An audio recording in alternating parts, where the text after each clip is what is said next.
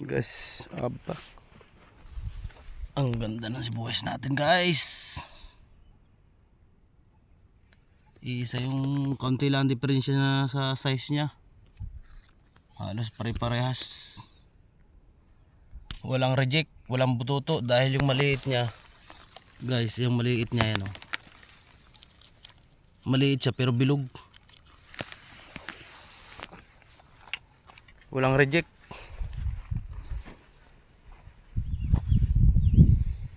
Ang lalaki, guys. Yan, guys, oh. Napakaganda.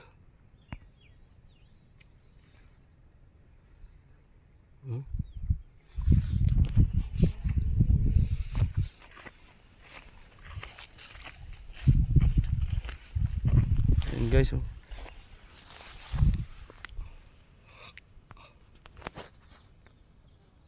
Yan ang sibuyas natin.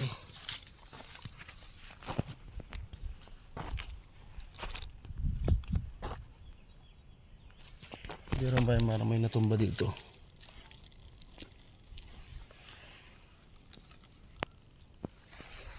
Bilugan. Yan, guys, oh, bilog na bilog, oh. Maganda yung bilog niya, manipis.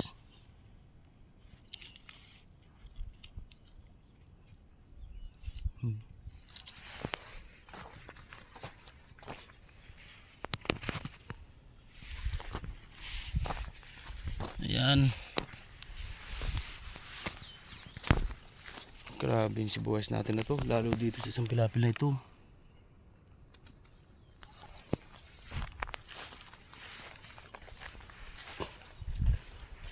Ito. Laki. Maganda yung pagkakalaki niya, oh.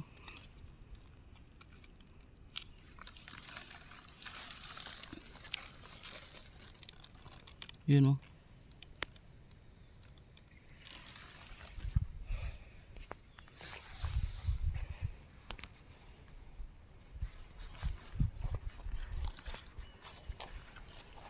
Dito sa isang pilapil na ito, pwedeng hindi na magpatubig. Kasi basa pa siya.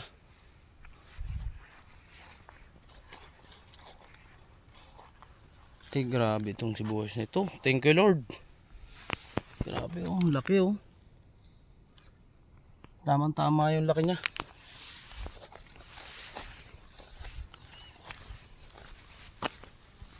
Yan, guys, oh.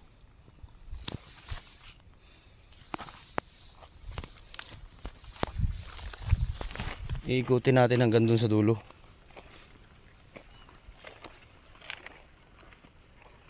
Oh. Ito, siksikan, oh, pero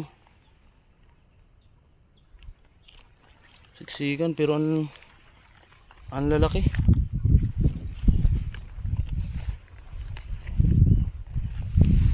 Good size, good size.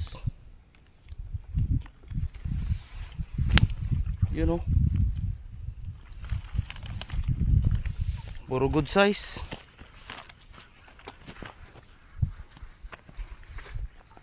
Ay. Sumubra na mga laki nitong isang ito. Aroy. Parang singkan laki na ng tasa to.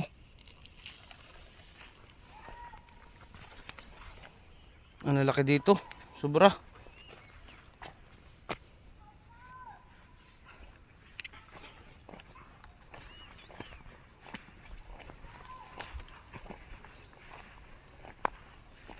Yan, sibuyas natin, guys.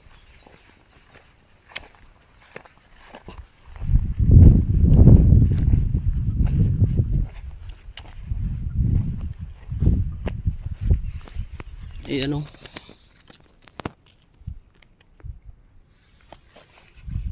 Oh.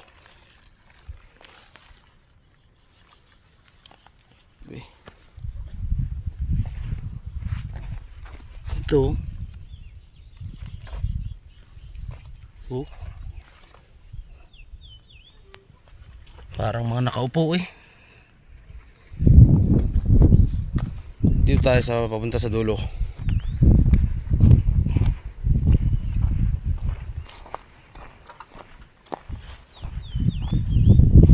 Aray mo. Ang lalaki. Perfect size.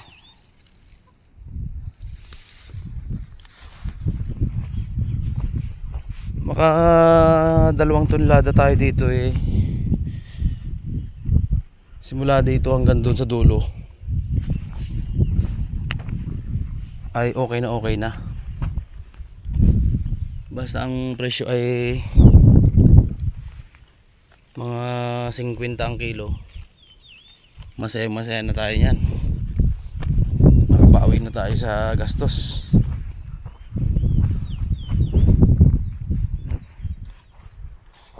Lalaki pala.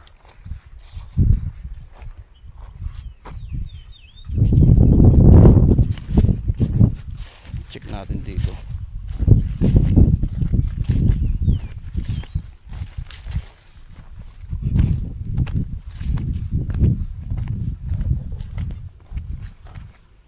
Yun oh.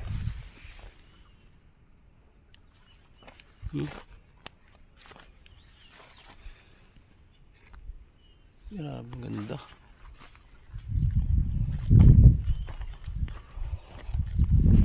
Nakakatuwa yung sibuyas natin. Ang lalaki.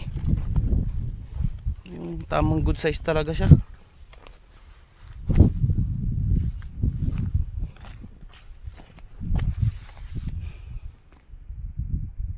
Grabe.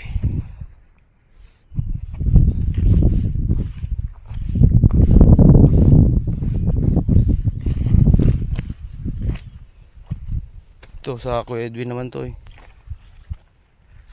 Malalaki din sa Kuya Edwin oh. Ito lang ang sibuyas natin guys. Yung pilapil na yan hanggang dyan. Yan. Hanggang doon.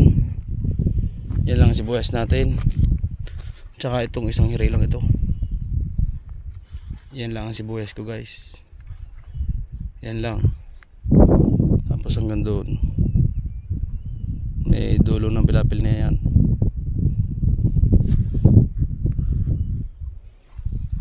Pag naka 2 tons tayo dyan,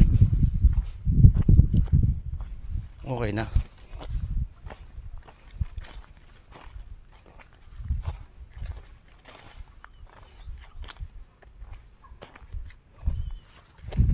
First time natin magtanim ng sibuyas dahil lagi tayong nasa kabila sa Maynila sa trabaho.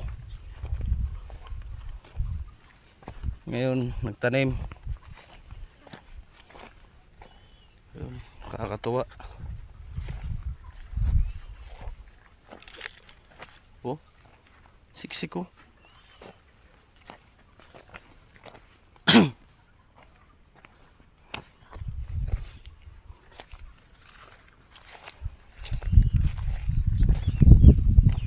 Dito ang ganda. Bakit ganun? Sobrang ganda dito.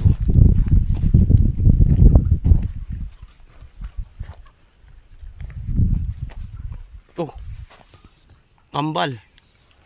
Kambal kaya to?